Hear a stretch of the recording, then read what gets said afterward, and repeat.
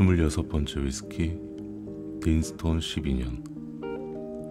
여기 마케팅 담당자와 대행사를 먹여 살리기 위해 또 한 차례 패키징을 변경했음에도 여전히 가성비 좋은 싱글 몰트를 소개하려고 합니다. 이 글을 쓰는 시점에 한 병에 40파운드를 주고도 잔돈까지 남는 정도의 가격대인데, 이 정도 가성비를 제공하는 보틀은 이제 점점 찾기가 어려워지고 있습니다. 과거 퍼스샤이어는 100개가 넘는 증류소가 있던 증류소의 허브 같은 지역이었고, 딘스톤은 그중 살아남은 소수의 증류소 중 하나입니다.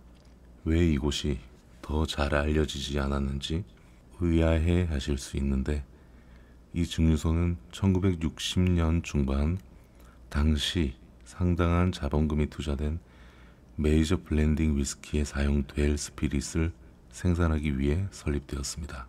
물론 이는 결국 실현되지 못했지만, 이 증류소의 스피릿이 주로 블렌딩 위스키를 만드는 데 사용됐던 것은 사실입니다.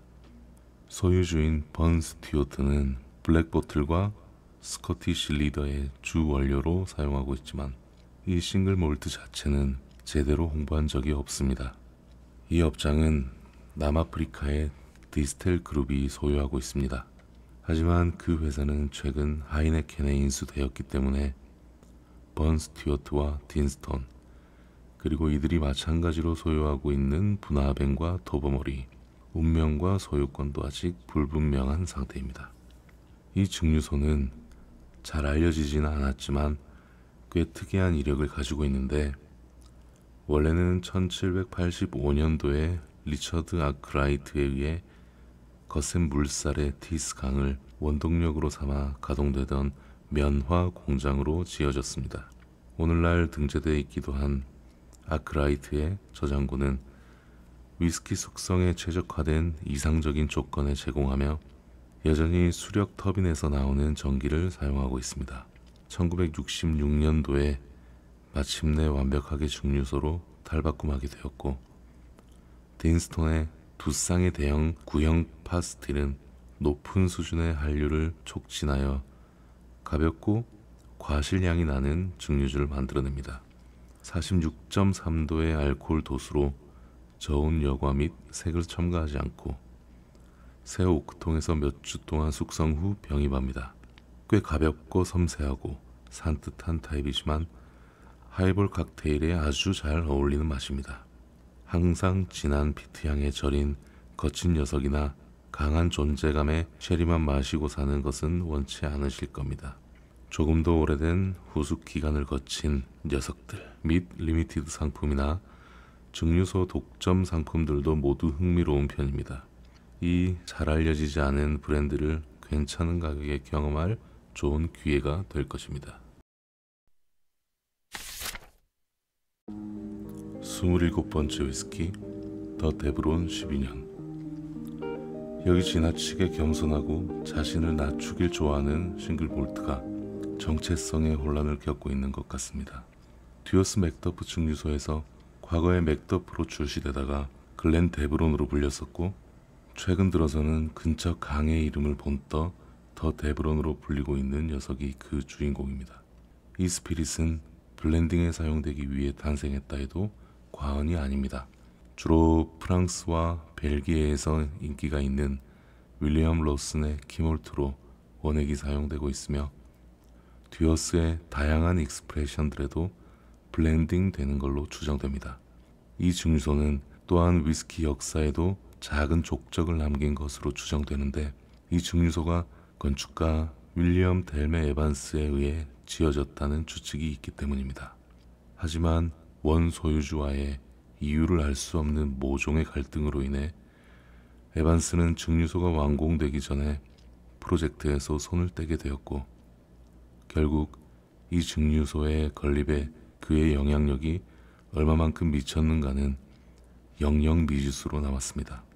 진실이야 어찌됐든 이 증류소는 1992년부터 바카디 코퍼레이션이 소유해 왔으며, 현재는 존 듀어 앤 선즈 자회사가 운영하고 있습니다.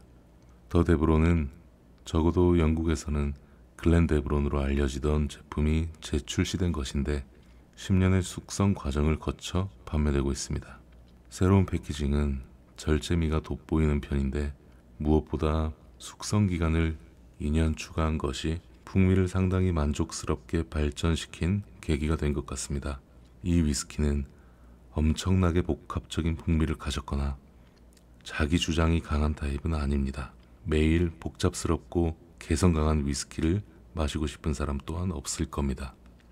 때로는 복잡하지 않은 것이 마음에 딱 와닿을 때도 있는 법입니다. 여기에 더 유명해져야 마땅할 기분 좋고 온순하고 맛있고 쉽사리 손이 가는 싱글 몰트가 있습니다. 위스키 성지 순례 코스에서 다소 떨어진 곳에 있는지라 방문자 센터 또한 없고 최근에야 웹사이트를 개설했습니다. 더 데브론을 보면 정말 안타깝기 그지없습니다. 이 제품은 더 잘 알려져야 마땅하며 듀어스가 블렌드와 에버펠디 싱글 몰트에 더 많은 관심을 기울이는 심정이 무엇인지 이해 못하는 바는 아니지만 이 제품을 조금 더 밀어준다고 나쁠 건 없어 보이는 게 개인적인 소견입니다. 이들의 명백한 홀대는 조금 유별난 구석이 있습니다. 28번째 위스키 듀어스 25년 더 시그니처. 따로 사과의 말씀은 드리지 않겠지만서도 듀어스가 블렌디드 위스키 카테고리에서 3개의 엔트리를 차지한 것을 눈치채셨을 겁니다. 이유를 설명해 드리자면 이 위스키들이 항상 좋은 위스키였던 건 사실이지만 최근에는 그 수준을 한 단계 끌어올려서 뛰어난 품질에 더불어 훌륭한 가성비까지 겸비한 블렌드를 생산하고 있기 때문입니다. 마스터 블렌더 스테파니 맥클라우드의 작품인 25년 숙성의 시그니처를 예로 들어보겠습니다. 저는 항상 이전 버전의 시그니처 익스프레션을 매우 좋아했습니다. 비록 연식이 표시되어 있진 않았지만 이 익스프레션은 매우 고급스러운 나무 상자에 담겨왔는데 작은 반려동물의 관으로 재사용하기 그만이었습니다. 나쁜 소식이 있다면 이 원래 버전의 시그니처는 단종되었다는 겁니다. 하지만 좋은 소식도 있습니다. 시그니처가 25년 숙성 기간의 익스프레션으로 돌아왔고 의심할 여지가 없이 더 좋아졌다는 점입니다. 그리고 더 좋은 소식은 햄스터 관짝 패키지 없어지며 가격이 확 내려갔다는 점입니다. 왜 이렇게 관을 좋아하냐? 150파운드를 살짝 상회하는 가격이기에 고민이 되지 않는다면 거짓말이지만 비슷한 숙성 연도의 경쟁사 제품들을 본다면 그리고 이만한 제품을 만드는 데 드는 정성과 노고를 생각한다면 이 정도 숙성 기간에 이 가격은 정말 엄청난 가성비입니다. 초기 버전을 만든 톰 에이트캔은 최종 블렌딩 전에 위스키 컴포넌트들을 같은 통에 넣고 함께 숙성하는 메리잉 공정을 굉장히 중요시했습니다. 메리잉은 항상 듀어스의 시그니처 공정이었으며 오늘날 다른 블렌더들도 이 과정을 거치고 있지만 듀어스의 오리지널 마스터 블렌드였던 AJ 카메론이 공정의 선구자였습니다. 그의 후임자인 스테파니 맥클라우드는 이러한 유산과 에이트캔의 작업을 바탕으로 좀 더 풍부함과 부드러움과 깊이감을 더하기 위해 노력했고 그녀의 시그니처는 매우 특별한 한 모금으로 탄생했습니다. 녀석의 특별함에 대해 재차 질문하자 그녀는 겸연쩍게 긍정하다가도 원래의 버전에서 아주 작은 변화만 주었을 뿐이라고 재빨리 덧붙였습니다. 어쩌면 단순한 심리적 요인일지도 모르지만 이 정도 금액의 위스키를 선물할 때나 구매할 때나 숙성기간을 표시해 준 것은 사소한 요소가 아니라 큰 안정감을 더해줍니다. 어떤 블렌더라도 기꺼이 자신의 이름을 내걸 수 있을 만한 좋은 위스키입니다. 29번째 위스키 듀어스 21년 더블더블. 한창 전성기를 누리고 있는 블렌더와 풍부한 원재료, 전통과 혁신에 기발한 조화, 적절한 마케팅 예산, 그리고 영리한 패키징과 실험 정신이 충만한 회사가 결합했다고 생각해 보십시오. 그 결과값이 무엇일지 상상이 가십니까? 글쎄요. 여러분은 어쩌면 듀어스의 더블더블을 보게 될지도 모릅니다. 이 특이한 이름은 더블 에이징 공정에서 따온 이름입니다. 듀어스는 메르잉 공정의 선두주자로 거론되고 있는데 지금의 마스터 블렌더인 스테파니 맥클라우드는 이 공정을 한 단계 더 발전시켰습니다. 베이스가 되는 몰트와 그레인을 각각 따로 숙성한 다음 메르잉 공정을 거쳐 다시 캐스크에 담아 더블 에이징 기간을 갖습니다. 그 다음에 이 블렌드는 다시 처음의 쉐리 캐스크에서 마무리합니다. 이 공정은 까다롭고 시간이 오래 걸리며 어느 한 스테이지에서 너무 오래 숙성되어 풍미가 단조로워지지 않도록 위스키의 진화 발달 과정을 면밀히 관찰하고 컨트롤해야 합니다. 쉐리 캐스크에서 오랜 기간 숙성했을 때, 그리고 그 중에서도 특히 페드로 히메네즈 캐스크를 사용했을 때 풍미가 단조로워지는 과오를 범하기 쉽습니다. 이 제품은 처음에는 듀어스 위스키를 오랫동안 선호하던 미국에서만 한정 출시되었습니다. 세 가지 익스프레션이 출시되었는데 21년, 27년, 그리고 32년이 있었으며 모두 굉장히 스타일리시한 500ml 보틀에 46도 알코올 도수로 보틀링되어 아이폰 패키징을 연상시키는 근사하고 미니멀한 흰색 상자에 담겨 출시되었습니다. 우리가 기존에 알고 있던 듀어스 위스키의 이미지와는 전혀 달라서 더욱 좋았습니다. 새 익스프레션 모두 쉐리 캐스크 피니쉬였습니다. 21년은 올로로소에서, 27년은 팔로 코르타도에서, 그리고 32년은 페드로 히메네즈 쉐리 캐스크에서 완성됐습니다. 이 32년 위스키는 굉장히 훌륭한 위스키임이 틀림없었지만 개인적인 입맛으로는 병당 500파운드에 달하는 가격을 생각했을 때 PX 노트가 너무 강렬하다고 느꼈고 제 지갑 사정을 고려했을 때도 너무 비싸다고 느꼈습니다. 하지만 국제 위스키 대회에서 이 위스키를 2020년을 대표하는 위스키로 선정한 것을 보면 저 또한 배움이 아직 부족할지도 모르겠습니다. 개인적으로 저는 이들 중 21년 숙성 버전을 품질과 가성비 두 가지를 잡은 최고의 위스키로 꼽고 싶습니다. 특히 21년 버전은 곧 풀사이즈 보틀로 출시될 예정이라고 하니 더욱더 그런 생각이 듭니다. 30번째 위스키 듀어스 제페니즈 스무스 8년 숙성.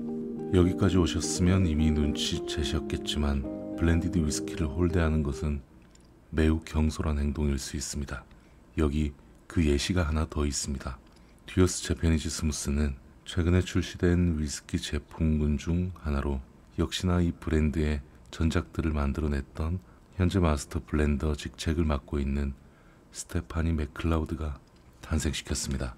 이곳의 역대 마스터 블렌더들은 단 6명이었으며 그들 모두 남성들이었습니다. 하지만 그녀는 마쿠에서 굵직한 업계 기술위원회의 중책을 맡고 있으며 인터내셔널 위스키 경연대회에서 3연속 올해의 마스터 블렌더로 선정되는 기염을 토하는 등 화려한 이력으로 그 이상의 능력을 입증해냈습니다.